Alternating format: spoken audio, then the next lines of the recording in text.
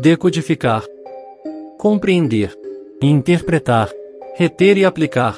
Aqui, bem-vindo ao canal Mental Impulse. Para apoiar o canal, não esqueça de inscrever-se, curtir, comentar e compartilhar. Demonstre sua gratidão às pessoas que colaboram para seu desenvolvimento. Aviso: este vídeo contém ativadores sonoros e visuais que auxiliam na compreensão, foco e mentalização das informações. Lei 28. Seja ousado. Julgamento. Inseguro quanto ao que fazer, não tente. Suas dúvidas e hesitações contaminarão os seus atos. A timidez é perigosa, melhor agir com coragem. Qualquer erro cometido com ousadia é facilmente corrigido com mais ousadia. Todos admiram o corajoso, mas ninguém louva o tímido. Audácia e hesitação. Uma breve comparação psicológica. Audácia e hesitação despertam reações psicológicas diferentes em seus alvos. A hesitação coloca obstáculos no seu caminho, a audácia os elimina. Quando você compreender isso, verá que é essencial superar a sua timidez natural e praticar a arte da ousadia. Estes são alguns dos efeitos psicológicos mais pronunciados da audácia e a timidez. Os dois aventureiros. O caminho do prazer não leva à glória. Os prodigiosos feitos hercúleos foram resultado de muita aventura, e embora quase nada exista, na fábula ou na história, que mostre que ele tivesse rivais, ainda assim está registrado que um cavaleiro errante, na companhia de um amigo aventureiro, buscou fortuna num país romântico.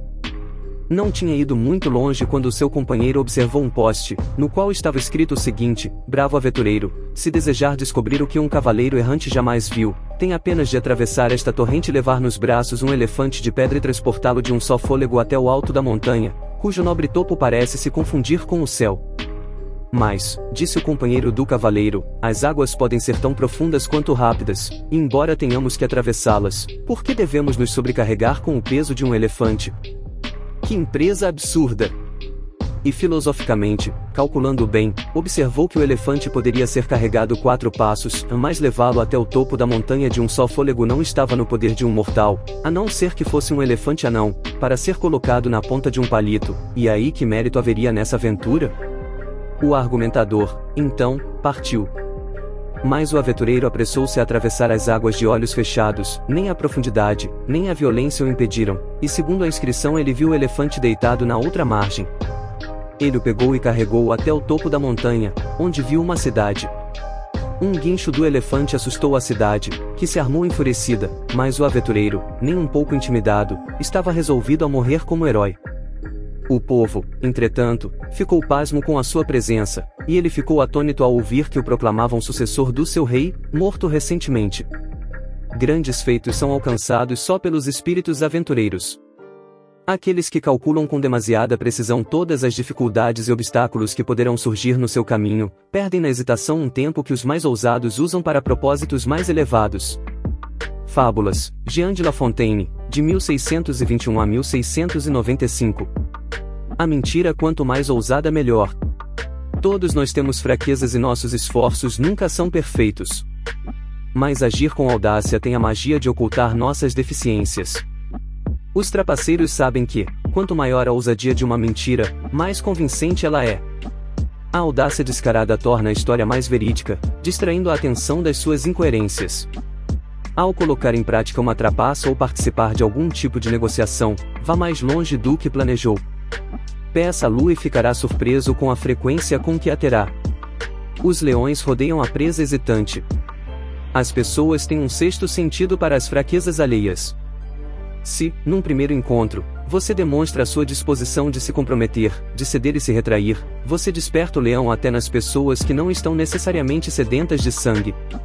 Tudo depende da percepção, e depois de visto como aquele tipo que rapidamente se coloca na defensiva, que está disposto a negociar e ser dócil, você vai ser controlado sem misericórdia. Coragem lembra medo, medo lembra autoridade. Um movimento corajoso faz você parecer maior e mais poderoso do que é. Se for repentino, com a velocidade e a dissimulação de uma serpente, inspira medo ainda maior. Ao intimidar com um movimento corajoso, você estabelece um precedente. Nos próximos encontros, as pessoas ficarão na defensiva, com terror de um novo ataque. Fazendo as coisas pela metade e de modo desanimado, você cava mais fundo a sua sepultura. Se você começa a agir sem estar totalmente confiante, estará colocando obstáculos no seu próprio caminho. Se surgir um problema, você ficará confuso, vendo opções onde elas não existem e criando, sem perceber, mais problemas ainda. Recuando diante do caçador, a lebre tímida cai mais rapidamente nas suas armadilhas. A hesitação cria lacunas, a coragem as desfaz. Quando você para pensar, quando você hesita, cria uma lacuna que dá aos outros tempo para pensar também. Sua timidez contagia as pessoas com uma estranha energia, criando constrangimento. A dúvida surge de todos os lados. A coragem desfaz essas lacunas. A rapidez de movimento e a energia da ação não dão aos outros espaço para dúvidas e preocupações. Na sedução, a hesitação é fatal, faz a sua vítima ter consciência das suas intenções. O movimento corajoso coroa de triunfo a sedução, não dá tempo para reflexões. A audácia distingue você do rebanho. A coragem lhe dá presença e o faz parecer maior. O tímido se mistura com o papel de parede, o corajoso chama atenção, e o que chama atenção atrai poder. É impossível desviar o olhar do audacioso, ficamos ansiosos para ver qual será o seu próximo movimento. A lei observada. Observância I. Em maio de 1925, 5 dos mais bem-sucedidos sucateiros franceses foram convidados para uma reunião oficial, porém altamente confidencial, com o vice-diretor-geral dos Correios e Telégrafos, no Hotel Crillon, na época o mais luxuoso de Paris. Quando os negociantes chegaram, foi o próprio diretor-geral, um tal de Monsieur Lustig, que os recebeu numa suíte sofisticada no último andar. Os negociantes não podiam imaginar o motivo do convite e estavam explodindo de curiosidade. Depois dos drinks, o diretor explicou: "Senhores", disse ele, "este é um assunto urgente que requer sigilo total. O governo vai ter de desmontar a Torre Eiffel." Os negociantes ouviram pasmos, e em silêncio, enquanto o diretor explicava que a torre, como divulgado recentemente nos jornais, estava precisando urgentemente de reparos. Tinha sido projetado originalmente como uma estrutura temporária, para a exposição de 1889, e o custo da sua manutenção havia subido muito ao longo dos anos, e agora, numa época de crise fiscal, o governo teria que gastar milhões para consertá-la. Muitos parisienses a consideravam um horror e gostariam muito de vê-la desaparecer de cena. Com o tempo, até os turistas a esqueceriam, ela continuaria existindo nas fotografias e nos cartões postais. "Senhores", disse Lustig, "estão todos convidados a fazer uma oferta ao governo pela Torre Eiffel." Ele deu aos negociantes folhas de papel com o timbre do governo, cheias de números, tais como a tonelagem do metal da torre. Os olhos deles se esbugalharam calculando quanto ganhariam com a sucata. Em seguida Lustig os acompanhou até uma limusine que os levou até a Torre Eiffel. Exibindo um distintivo oficial, eles os guiou pela área, temperando a visita com anedotas engraçadas. No final agradeceu e lhes deu 4 dias para entregarem suas ofertas na sua suíte no hotel. Dias depois de feitas as ofertas, um dos 5, um certo Monsieur P., recebeu a notícia de que vencera a concorrência e, para garantir a venda, deveria se apresentar na suíte do hotel dentro de 2 dias, levando um cheque visado de mais de $250 mil, o equivalente hoje a cerca de $1 milhão, um quarto do preço total. No ato da entrega do cheque, ele receberia os documentos confirmando a sua propriedade da Torre Eiffel. Monsieur P. ficou entusiasmado, ficaria na história como o homem que tinha comprado e desmontado o infame marco. Mas ao chegar à suíte, com o cheque na mão, ele começou a duvidar do negócio. Por que marcar o encontro num hotel e não num prédio do governo? Por que não ouvirá falar de outros funcionários? Seria uma brincadeira, uma fraude? Ao ouvir Lustig discutindo os arranjos para transformar a torre em sucata, ele hesitou, e pensou em desistir. Ponha-se a trabalhar sempre sem receio de imprudências. O medo do fracasso na mente de quem age já é, para o observador, evidência de fracasso. Ações são perigosas quando há dúvida quanto à sua sensatez, seria mais seguro não fazer nada. Balthazar Gracian, de 1601 a 1658 de repente, ele percebeu que o diretor tinha mudado de tom. Em vez de falar da torre, ele estava se queixando do seu baixo salário, do desejo da mulher de possuir um casaco de peles, de como era exasperante trabalhar tanto e não ser valorizado. Ocorreu a Monsieur P. que este alto funcionário do governo estava querendo uma quantia por fora. O que ele sentiu, no entanto, não foi revolta mais, sim, alívio. Agora tinha certeza de que Lustig estava falando a verdade, visto que todos os outros burocratas franceses com quem já tinha se encontrado inevitavelmente lhe pediram um pequeno suborno. Recuperada a sua confiança, Monsieur P. molhou a mão do diretor com milhares de francos em cédulas, depois lhe entregou o cheque visado. Em troca recebeu a documentação, inclusive uma vistosa escritura de venda. Ele saiu do hotel sonhando com os lucros e a fama que viriam a seguir. Conforme foram se passando os dias, entretanto, enquanto aguardava a correspondência do governo, Monsieur P. começou a perceber que havia alguma coisa errada. Alguns telefonemas esclareceram que não existia nenhum vice-diretor-geral Lustig, e também nenhum plano para destruir a Torre Eiffel. Ele fora fraudado em $250.000. A história de H.O.H. Sain. Numa casinha de teto baixo no Vale de Nansan, vivia um casal pobre, o senhor e a senhora Hussain. O marido há 7 anos se aposentara e só fazia ler no seu frio quarto. Certo dia, a mulher, toda chorosa, lhe disse: "Olha aqui, meu bom homem. De que adianta tanta leitura? Passei a minha juventude lavando e costurando para os outros e mesmo assim não tenho outro casaco ou saia para vestir, e não como nada há 3 dias. Estou com fome e com frio. Não aguento mais." Ouvindo estas palavras, o estudioso de meia-idade fechou o livro e levantou-se e, sem dizer nada, saiu de casa. Chegando ao centro da cidade, ele interpelou um cavalheiro que vinha passando. "Alô, meu amigo. Quem é o homem mais rico da cidade?" "Pobre camponês. Não conhece Beyoncé, o milionário? Sua casa de telhado cintilante 12 portões é logo ali." Hussain virou seus passos para a casa do homem rico. Atravessou o grande portão, escancarou a porta da sala de visitas e se dirigiu ao seu anfitrião: "Preciso de 10.000 yuans para o meu negócio e quero que você me empreste o dinheiro." "Tudo bem, senhor. Para onde manda o dinheiro?"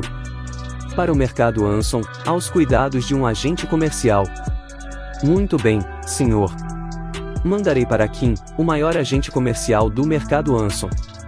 O senhor receberá o dinheiro lá." "Adeus, senhor." Quando Hussain se foi, os outros hóspedes na sala perguntaram a Beyoncé por que dera tanto dinheiro a um estranho com aparência de mendigo e cujo nome de família não conhecia.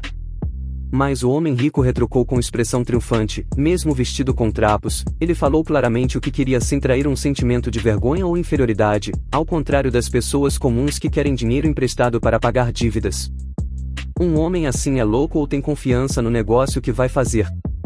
A julgar por seu olhar destemido e voz retumbante, ele é um homem incomum com um cérebro sobre-humano, merecedor da minha confiança. Eu conheço o dinheiro, e conheço os homens. O dinheiro em geral torna um homem pequeno, mas um homem como ele faz o dinheiro crescer. Estou feliz de ter ajudado um grande homem a fazer um grande negócio. Nos bastidores dos Palácios Reais da Coreia, Ataeung, 1983. Monsieur P. não procurou a polícia. Ele sabia como ficaria a sua reputação se a notícia de que tinha caído no conto do vigário mais absurdamente audacioso da história se espalhasse. Além da humilhação pública, seria suicídio em termos de negócio. Interpretação. Se o conde Victor Lustig, extraordinário trapaceiro, tivesse tentado vender o Arco do Triunfo, uma ponte sobre o Sena, uma estátua de Balzac, ninguém teria acreditado nele. Mas a Torre Eiffel era grande demais, improvável demais para fazer parte de uma fraude. De fato era tão improvável que Lustig conseguiu voltar a Paris 6 meses depois e revender a Torre Eiffel para outro sucateador e por um preço bem mais alto, uma soma em francos equivalente hoje a mais de $1.500.000. O desmesurado engana o olho humano. Distrai-nos a sombra, e é tão evidente que não podemos imaginar que exista ali qualquer ilusão ou fraude. Arme-se de grandeza e coragem, estique as suas fraudes até onde puder, depois continue esticando. Se sentir que o otário desconfia, faça como o intrépido Lustig, em vez de recuar, ou baixar o preço, ele simplesmente o aumentou, pedindo e conseguindo um suborno. Pedindo mais você coloca outra pessoa na defensiva, você corta o efeito prejudicial do compromisso e da dúvida, e a vence com a sua coragem. Observação segunda. No seu leito de morte, Vasily III, grão-duque de Moscou e governante de uma Rússia semi-unida, proclamou o filho de 3 anos, Ivan IV, seu sucessor. Nomeou a jovem esposa, Helena, regente até que Ivan alcançasse a maioridade e pudesse governar sozinho. A aristocracia, os boiardos, intimamente se regozijou. Durante anos os duques de Moscou vinham tentando ampliar a sua autoridade sobre a gleba dos boiardos. Morto Vasily, deixando uma simples criança de 3 anos como seu herdeiro e uma jovem mulher encarregada de cuidar do ducado, os boiardos conseguiriam fazer baixar os ganhos dos duques, arrebatar o controle do estado e humilhar a família real. Consciente desses riscos, a jovem Helena foi procurar o seu fiel amigo, o príncipe Ivan Obolensky, para ajudá-la a governar. Mas depois de 5 anos como regente, ela morreu de uma hora para outra, envenenada por um membro da família Shuisky, o clã boiardo mais temível. Os príncipes Shuisky passaram a controlar o governo e colocaram Obolensky na prisão, onde morreu de fome. Aos 8 anos de idade, Ivan agora era um órfão desprezado, e qualquer membro da sua família ou boiardo que se interessasse por ele era imediatamente banido ou morto. Assim Ivan vagava pelo palácio, faminto, mal vestido e quase sempre se escondendo dos Shuisky, que o tratavam grosseiramente quando o viam. Ocasionalmente eles o procuravam, o vestiam com trajes reais, entregavam-lhe um cetro e o sentavam no trono, uma espécie de ritual ridículo para satirizar suas pretensões reais. Em seguida o enxotavam. Certa noite, vários deles perseguiram o metropolitano, chefe da igreja russa, pelo palácio, e ele procurou refúgio junto com Ivan. O menino assistiu horrorizado aos Shuisky invadirem o seu quarto, gritando insultos e espancando sem dó nem piedade o metropolitano. Ivan tinha outro amigo no palácio, um boiardo de nome Vorontsov que o consolava e aconselhava.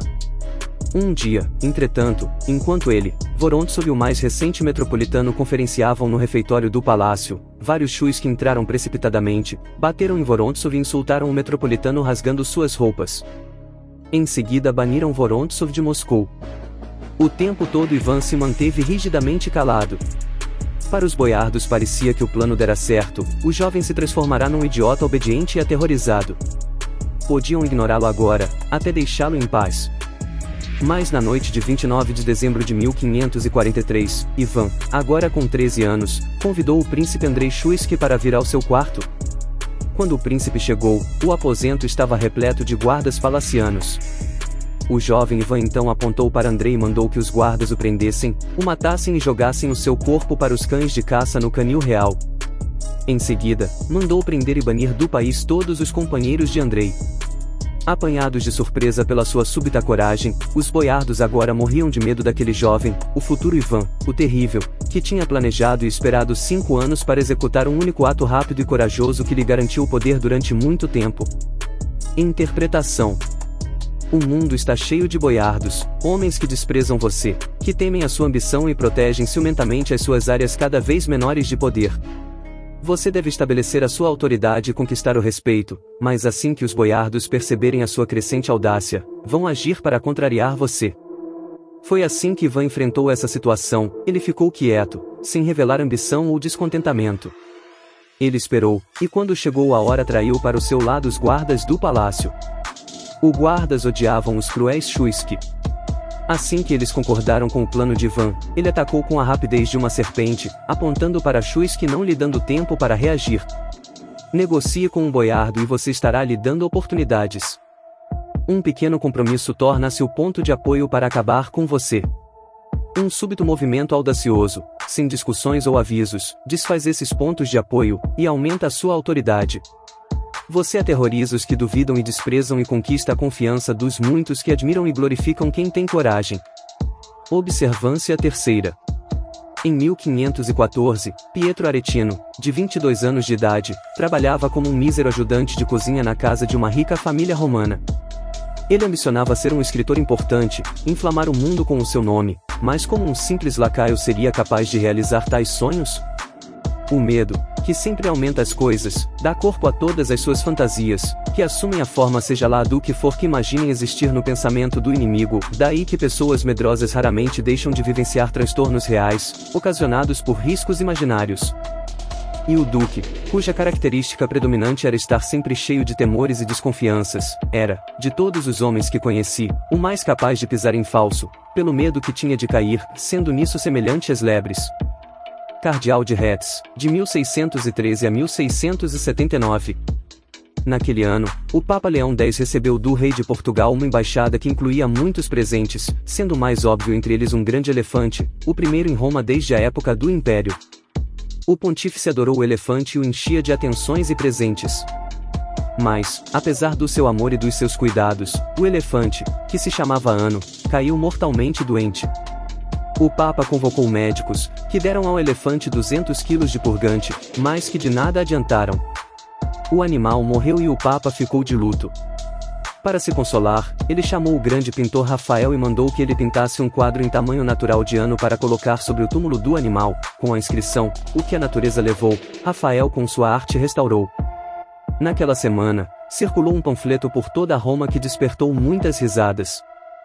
Com o título "A Última Vontade Testamento do Elefante Ano", trazia escrito, em parte, para meu herdeiro, o cardeal Santa Croce: "Deixo meus joelhos, para que possa imitar a minha genuflexão.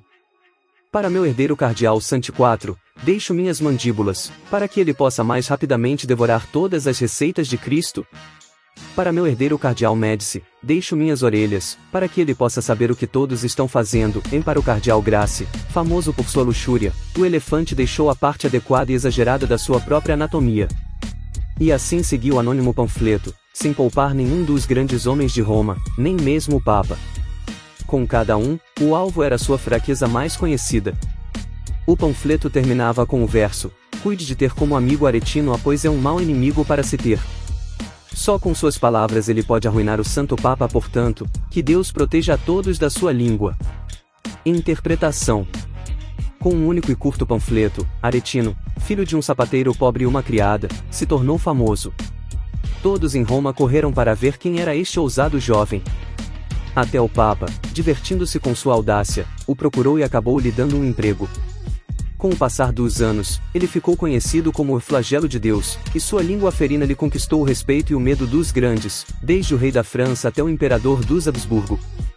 A estratégia de Aretino é simples: quando você é pequeno e desconhecido, como era Davi, precisa encontrar um Golias para atacar. Quanto maior o alvo, mais atenção você chama. Quanto mais corajoso o ataque, mais você se distingue na multidão, e mais admirado será. A sociedade está repleta de gente com ideias ousadas, mas sem estômago para imprimi-las e publicá-las. Dê voz ao sentimento do público. A expressão de sentimentos em comum é sempre poderosa. Procure o alvo mais evidente possível, e dê o seu tiro mais audacioso. O mundo gostará do espetáculo, e você dará ao pobre diabo, isto é, você, glória e poder. As chaves do poder. Em geral, somos todos tímidos. Queremos evitar tensões e conflitos e agradar a todo mundo. Podemos imaginar uma ação corajosa, mas raramente a levamos a efeito. Ficamos assustados com as consequências, com o que os outros podem pensar de nós, com a hostilidade que despertaremos se ousarmos ir mais além.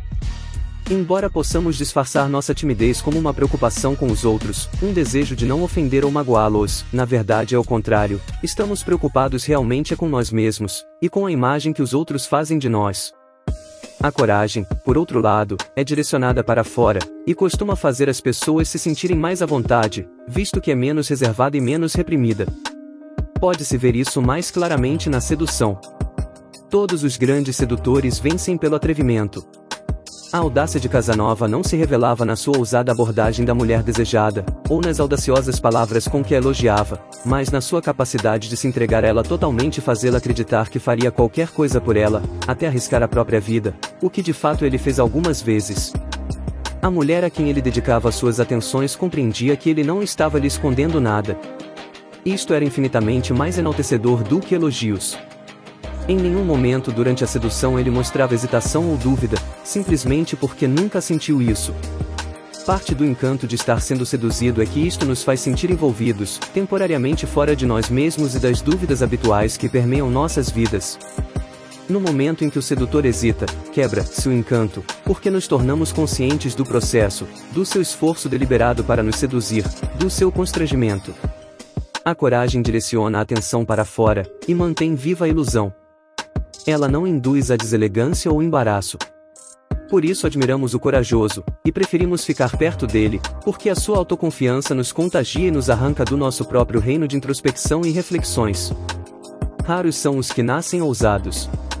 Até Napoleão teve de cultivar o hábito nos campos de batalha, onde ele sabia que isso era uma questão de vida ou morte.